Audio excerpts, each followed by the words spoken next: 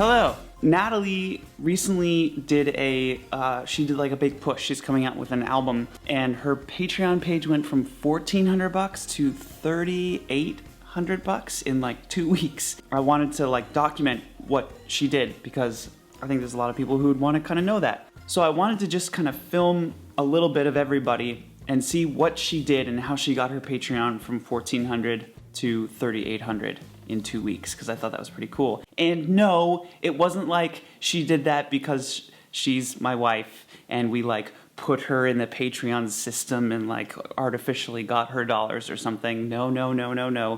I didn't actually even like do anything. Here's what she did. What did I do? I announced that I was coming out with an album. I started basically reaching out to everyone that I could think of reaching out to. Email blast to Pamplemouse's email list. I started posting on Instagram regularly on my account and Pamplemouse's account. The major thing that I did was that I started posting videos regularly. I'm going to keep putting out those music videos. Along with the main Patreon video, I also revamped all of my rewards. The basic idea behind the rewards is that there is one main thing related to the album that you can get for each tier, reward tier, and then there are things that will continue after the album comes out. If you pledge a certain amount, you get vinyl, but then you also get access to all of my tutorials. I've tried to structure each reward as something related to the album and then also something that continues after the album comes out. Jordan was super helpful. Probably the biggest catalyst for the biggest pages we have on Patreon is relaunching with purpose. Relaunching or just launching your initial page with that feeling of momentum, like, oh, I'm doing it because of X. And Nat released that video announcing the album, teasing the fact that she left her record label, and just saying hello to her fans again. It was like all-encompassing, super powerful. I mean, that's a huge part of it.